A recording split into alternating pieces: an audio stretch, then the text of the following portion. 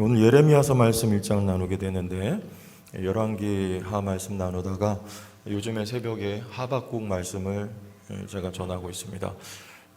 이번 주에 하박국 3장 끝나면 연장선상에서 예레미야서 말씀을 나누며 특세를 마치려고 합니다. 그래서 오늘도 같은 시대에 하박국과 예레미야가 같은 시대에 활동했던 선지자이기 때문에 예레미야서를 우리가 통해서도 그 의미가 흐르는 것을 확인을 할 수가 있고, 우리에게 오늘 주신 말씀이 무엇인가 이 시점에서 한번 되뇌이고자 말씀을 이렇게 조금 바꿨습니다. 여러분 아시는 예레미야서는 성경에서 시편 다음으로 긴 책입니다. 가장 긴 책은 시편이고 그 다음은 예레미야서라 할 수 있을 만큼 아주 많은 내용들을 담고 있는데, 이 예레미야가 40여년에 걸쳐서 예언했던, 활동했던 당시에 그 선포한 말씀을 예레미야서에 기록을 했죠. 그래서 이 말씀은 예레미야가 말씀을 전했던 이 남유다 말기에 하나님 앞에 패역했던 때에 전해진 말씀이며, 또 심지어는 이 말씀이 포로로 끌려가 있는 유배지에 있는 백성들에게도 이 말씀이 읽혔던 말씀이며, 오늘 우리가 왜 여기에 끌려와 있게 됐는가를 이 말씀을 통해서 전해주고 있고, 그리고 수천 년이 지난 오늘 우리에게도 주시는 동일한 내용의 말씀이다. 이렇게 우리가 먼저 받아들일 마음의 준비를 가지고 본문을 들여다보다 보면 좋겠습니다. 이 예레미야가 활동하던 시대는 여러 가지로 색깔로 표현을 하자면 잿빛과 같은 시대였습니다. 영적으로 많이 암울한 상황이었고, 왕들이 타락으로 말미암아 온 나라가 영적 질서가 흐트러져 있었던, 무너져 있었던 그런 시대요. 따라서 사회적으로도 많이 혼란스러웠던, 그리고 국제 정세도 물결치고 요동치는 그런 어려운 시대에 예레미야가 부름을 받았고 소명을 받았고, 그리고 사명을 참 어렵게 감당을 했습니다. 때로는 갇히기도 하고 또 매를 맞기도 하고, 그리고 결국에는 애굽으로 가서 죽어요. 본국에서 묻히지도 못하는 그런 불쌍한 삶을 살았던 예레미야는 하나님이 그를 부르신 부르심에 합당히 화답하기 위함이었고, 그리고 그 소명 따라 살기 원하는 믿음이 있었기 때문에 그것을 감당하고 감내할 수 있었던 것입니다. 이 예레미야가 아나돗 사람이라고 1절에 말씀을 하는데요, 이 아나돗은 예루살렘으로부터 5km 정도 북동쪽으로 떨어져 있는 곳입니다. 우리 제천에서 5km 벗어나면 어디쯤 될까요? 고속도로 톨게이트 나가는 곳 지점까지가 한 6km 정도 됩니다. 제가 확인을 해보니까 못 미치면 5km 정도 되는 지점이 됩니다. 그러니까 굉장히 가까운 데 있는 거죠, 이 아나돗이. 하지만 이 아나돗 땅의 역사적인 배경을 보면 솔로몬 때로 거슬러 올라가면 될 것 같아요. 솔로몬이 왕으로 옹립될 당시에 두 제사장이 있었는데, 그 중에 한 사람이 사독이고 다른 한 명이 아비아달입니다. 이 두 제사장 모두 다윗 곁에서 다윗을 도왔던, 생사고락을 함께했던 좋은 사람들인데, 이제 솔로몬이 왕이 되려고 할 때에 두 사람의 길이 갈라집니다. 한 사람은 솔로몬을 밀었어요. 그가 바로 사독이고, 이 아비아달은 아도니아를 밀었죠. 누가 왕이 됐습니까? 솔로몬이 왕이 되고, 아도니아를 밀었던 아비아달은 숙청을 당하죠. 제사장인데도 그 고향인 아나돗으로 돌려보내지고 파면을 당합니다. 그래서 이 아나돗에 있는 제사장들은 그 후예들이다 이렇게 보고, 그 아나돗 땅의 제사장 자손이었던 예레미야도 아비아달의 후손일 것이다 이렇게 추정을 합니다. 그러니까 예레미야는 패배자의 후손이죠. 패배자의 후손. 그리고 우리식으로 말하면 역적의 후손이죠. 변방, 예루살렘에서 멀지 않은 곳에 있었지만 그 예루살렘 안에는 사독 제사장 계열이 권력을 쥐고 있었고, 이 아나도 땅에 있는 제사장들은 권력 밖에 있는 변방의 사람들이었습니다. 자, 그러니 여러분, 이 출신 배경이 이러하니 이가 전하는 하나님의 말씀을 누가 귀담아 들을 수 있었을까요? 예수님께서 나사렛 출신인 것을 아는 사람들은 이렇게 말했죠. 나사렛에서 무슨 선한 것이 날 수 있겠느냐, 이렇게 말을 하고 예수님이 전하는 메시지조차도 멸시했던 당시의 사람들입니다. 사도 바울이 말했습니다. 너희 가운데 문벌 좋은 자가 많지 않다, 이런 말을 했어요. 이유는 무엇입니까? 자랑하는 자는 주 안에서 자랑하게 하려고, 자기 자랑하지 못하고 하나님 자랑, 하나님께 영광을 돌리는 인생 되게 하기 위해서 우리 가운데 문벌 좋은 자 많지 않다, 바울이 이렇게 말을 합니다. 두 번째, 이 예레미야가 활동했던 때에 다스렸던 왕이 누구냐? 3절을 봅니다. 요시야의 아들 그랬고, 유다의 왕 여호야김, 그 다음에 시드기야. 이게 다 이 유다, 남유다 말기에 다스렸던 왕들인데, 요시야는 좋은 왕이죠. 하나님의 말씀을 발견하고 대대적인 개혁을 이룹니다. 그러나 여호야김과 시드기야는 나쁜 왕입니다. 말씀과 거리가 멀었고, 특히 여호야김은 하나님의 말씀 두루마리를 예레미야에게 받았을 때 그걸 불에 던져버리죠. 불살라버렸던 왕이 바로 여호야김입니다. 이런 강박한, 여기가 애굽 땅이 아닌데도 마치 바로와 같이 완악한 왕들 앞에 하나님의 말씀을 전해야 할 때 얼마나 어렵겠습니까? 이 모세의 두려움이 예레미야도 있었을 것 같아요. 모세가 말합니다. 내가 누구가 한데 바로에게 가리일까? 나는 입이 뻣뻣한 사람입니다. 예레미야도 6절에 다음과 같이 말합니다. 6절 같이 읽어봅니다. 내가 이르되 슬포도소이다 주 여호와여 보소서 나는 아이라 말할 줄을 알지 못하나이다. 여기서 아이라는 말은 청소년들을 지칭할 때 쓰는 말이에요. 그러니까 이 예레미야는 아직 장성한 장년이 못된 채, 우리로 말하면 한 고등학생 정도 됐을까, 이 청소년 때에 하나님께 부름을 받았던 사람이에요. 이렇게 말하는 거죠. 나는 아이라. 모세는 80에 머리가 백발이 송송한 노인이 되어서 하나님께 부름을 받았어요. 바로 앞에 가서, 내가 누구고 한데 이 말이 나올 수밖에 없겠죠. 대제국이었던 바로 왕 앞에 나아가서 내 백성을 달라고 요청을 하며 하나님의 말씀을 전해야 할 때 두려움이 있었을 것입니다. 예레미야도 마찬가지예요. 여러 가지 악조건, 좋지 않은 상황, 여건들에 둘러싸여 있었던 것이 예레미야입니다. 오늘 우리가 살아가는 시대의 영적인 상황도 여러분 어떻습니까? 교회 외적 어려움은 말할 것도 없습니다. 이미 교회는 세상 사람들에게 지탄을 싸잡아서 받고 있는 상황이 진작에 되었고, 또 내적인 어려움 가운데 하나는 많이 있지만 우리 50, 60 세대의 어르신 그러면 좀 곤란하네. 저도 50이니까 50, 60 세대의 우리 세대보다 지금 그 중간 정도층을 차지하고 있는 30, 40 세대 신앙이 상대적으로 좀 약화돼 있다. 왜냐하면 이들 대부분이 모태신앙이 70%라고 해요. 그래서 질문을 하니까 무슨 말을 하냐면, 나는 하나님은 믿지만 그리스도를 잘 모른다. 이런 우리가 생각할 때 말도 안 되는 대답을 34%나 했다고요. 30, 40 세대.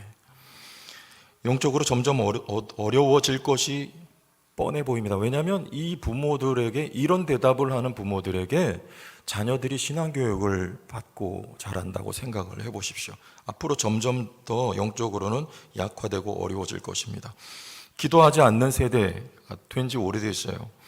저희 교회도 요즘에 저 구석에 보면 침낭이 놓여져 있습니다. 우리 권사님 몇 분이 교회에 와서 주무시면서 기도를 하는 일들이, 이게 참 귀한 일인데, 한국 교회의 과거에는 이런 일들이 많았지만 지금은 여러분 대도시 가보면 저거 이불 보따리 없어진 지가 오래됐어요. 찾아보기가 어렵습니다. 그래도 감사한 것은 우리 교회에 이렇게 기도하는 교회로 아직도 살아있다는 것이죠. 산기도 이제는 찾아보기 어려워요. 삼각산 서울에 가면 있었는데 거긴 기도 아예 못하게 다 막아놨고요. 요즘에도 제가 가끔 청계산을 가보면 밤에 거기도 기도하는 사람 굉장히 많았거든요. 지금은 뭐 손가락으로 셀 만큼 밤에 와서 산에 철야기도 하는 모습 이제 볼 수가 있습니다. 경제적으로는 풍요로워지지만 영적으로는 심히 빈곤해지고 있는 우리 한국교회 영적인 상황입니다. 이럴 때 하나님은 누구를 부르셨느냐? 예레미야를 부르셨다. 오늘 이 시대에 누구를 부르셨느냐? 우리 말씀 사역자, 선교사, 목사만이 아니라 이 자리에 계신 여러분 모두를 하나님이 소명하신 줄 믿습니까? 여러분 부르셨다는 거예요. 성도로 부름 받았다는 말, 그리고 여러분이 성령을 받았다는 말은 여러분 각자에게 하나님이 주신 사명이 있을까요, 없을까요? 있다는 말입니다. 여러분 하나님이 이 시대에, 이 어려운 때에 우리를 부르셨다는 것입니다. 자, 그런데 이 희망을 모색하고 있었던 이 남유다 사람들이었습니다. 왜냐하면 당시에 이 아수르는 점점 작아지고 이제 바벨론이라고 하는 이 나라가 이제 급부상을 하고 있을 때 이 남유다 백성들은 일말의 희망을 가지고 있었어요. 이 국제 질서가 지금 재편될 때 우리에게는 혹시 이것이 기회가 되지 않을까라고 하는 희망을 가지고 있었는데, 예레미야는 그들에게 정반대의 말씀을 전했단 말이에요. 이 나라는 이제 망할 거야, 너희는 포로로 잡혀갈 거야 라고 하는 그런, 이들에게는 악담이죠. 이런 말씀을 예레미야가 전해야 했습니다. 자, 그러니 예레미야 얼마나 힘들었겠습니까? 여러분, 세상 속에 우리가 복음을 전한다는 거, 커다란 도전 앞에 우리는 있어요. 이 세상 속에 우리가 그리스도인으로 살아가야 한다는 현실.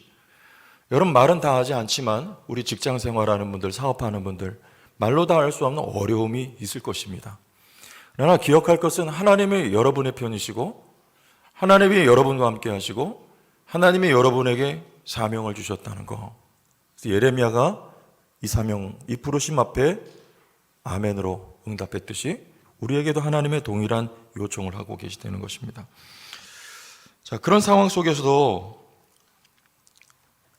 중요한 건 뭐냐면 4절에 여호와의 말씀이 내게 임하니라 그랬어요. 누구의 말씀입니까? 여호와의 말씀은 상황이 아무리 절망스러워도 하나님의 말씀은 좌절되지 않습니다. 여러분 모두에게 하나님의 말씀이 여러분에게 주어져 있고, 여러분은 하나님의 부르심을 받았거든요. 하나님의 뜻을 받들기 위해서. 하나님의 부르심, 하나님의 뜻은 결코 여러분 좌절되지 않는다는 거예요. 왕들이 지금 하나님 앞에 패역한 길 걸어가고 있지만 그들의 패역함과 불순종은 하나님의 뜻을 이루는 일에 촉매제가 되고 있어요. 예레미야를 통해서 선포된 하나님의 말씀은 유다가 끌려가는 것인데, 이 끌려가는 일을 위해서 이들은 오히려 더 흉악하며 더 패역하며 불순종하고 있다는 것이죠. 그럼에도 불구하고 하나님의 말씀은 이루어진다는 거예요. 예수님께서 십자가에 달려 돌아가실 때 본디오 빌라도는 예수님을 죽음에 내어 주었습니다. 빌라도가 왕이냐? 빌라도는 총독이었어요. 유다 지역을 통치했습니다. 그러나 그 위에 하나님의 왕으로 다스리고 계시다. 이게 중요한 것입니다. 빌라도는 예수님을 죽음에 내어 주었지만 이 땅에 예수께서 오셔서 죽으시고 부활하신 그것이 하나님의 뜻이기 때문에 빌라도의 그 악한 행위는 왕이신 하나님의 통치 영역 아래에 있었을 뿐입니다. 하나님의 말씀은 결코 좌절되지 않는다는 거. 여러분 삶이 어렵고 여러 가지 일들, 사건들, 좋지 않은 조건들이 우리에게는 항상 있어요. 하지만 기억하십시오. 하나님이 여러분 삶 위에 왕으로 좌정하시고 다스리고 계시는 한은 여러분의 삶은 반드시 잘 되게 되어 있습니다. 해피엔딩이 될 수밖에 없어요. 하나님이 여러분의 인생을 통치하시기 때문에, 하나님의 뜻이 여러분의 삶을 통해서 이루어질 것이 명확하기 때문에 그렇습니다. 하나님의 말씀이 내게 임했다. 이거 중요한 거죠. 자, 그리고 이런 말을 해요. 우리 5절을 같이 읽어봅니다. 5절 시작. 내가 너를 모태에 짓기 전에 너를 알았고, 내가 배에서 나오기 전에 너를 성별하였고, 너를 여러 나라의 선지자로 세웠노라 하시기로. 자, 알았고 성별했고 세웠다. 누구냐? 하나님이 그렇게 하셨다는 거예요. 여기서 대표적으로 성별했다는 말은 구별했다는 뜻이죠.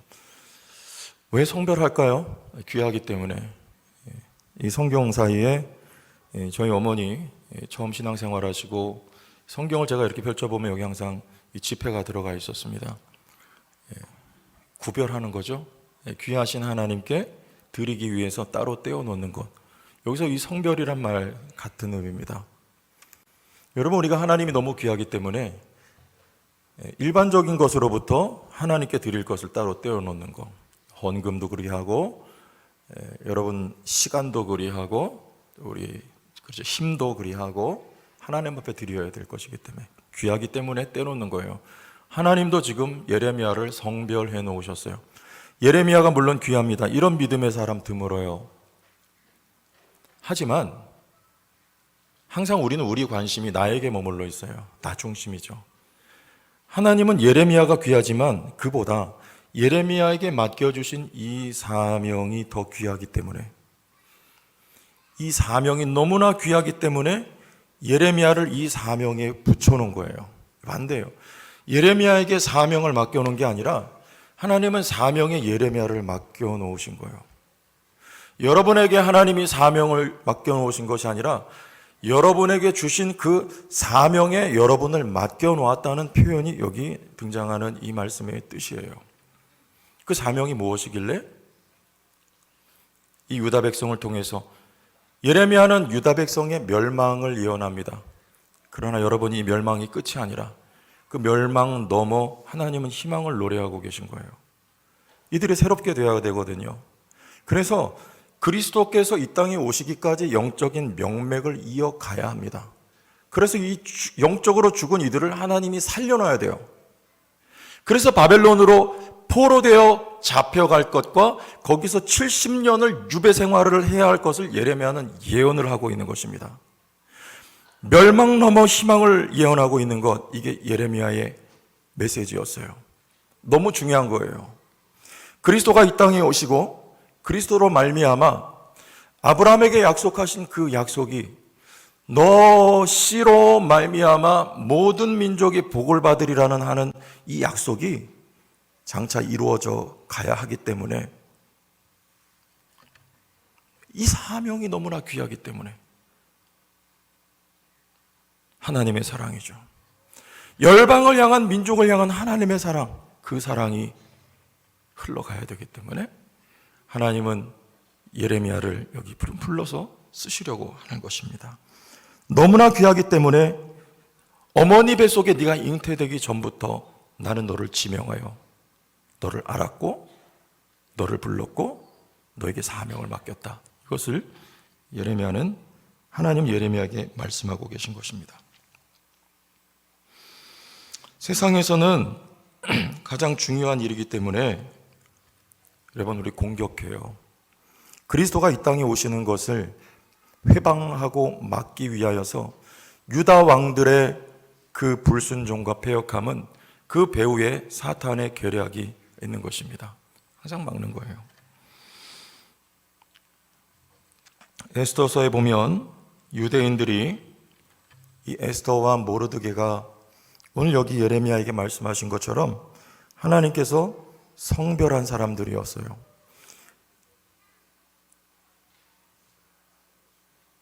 하만의 괴계에 의해서, 이 하만은 아말렉인이죠.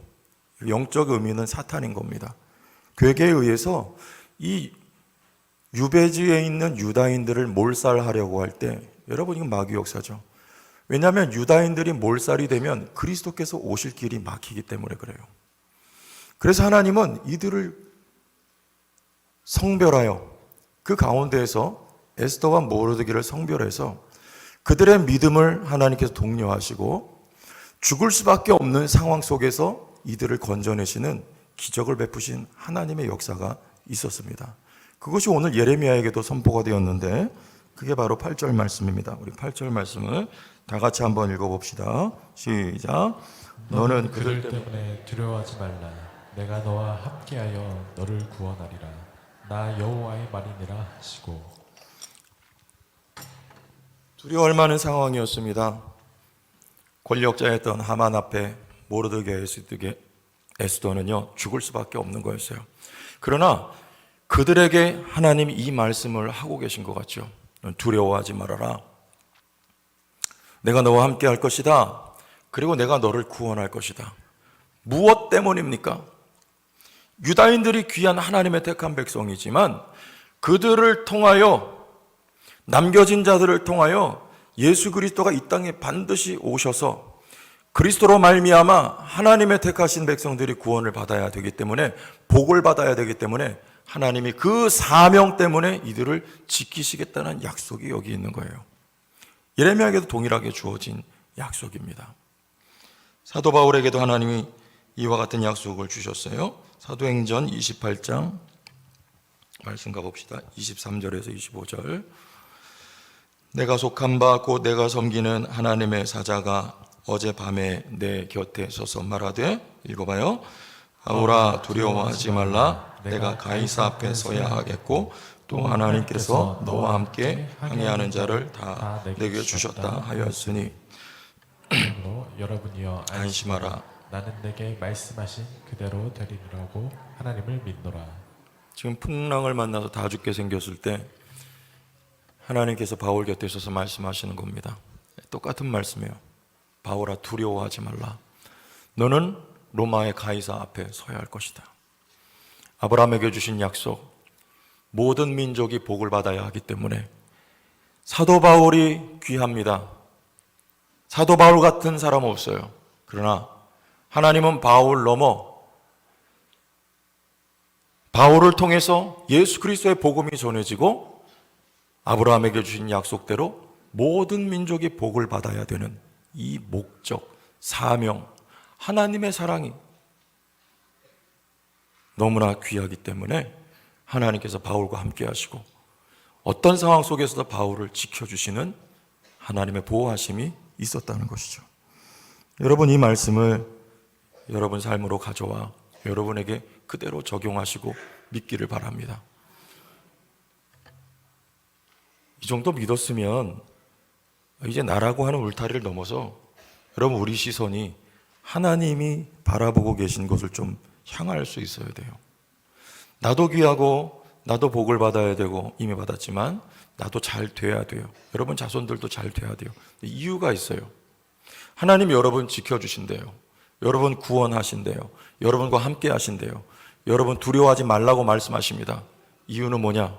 그런 말미암아 아브라함에게 하신 약속이 여러분의 인생을 통해서 흘러가야 되기 때문에 하나님이 우리에게 동일한 약속을 주시는 것입니다.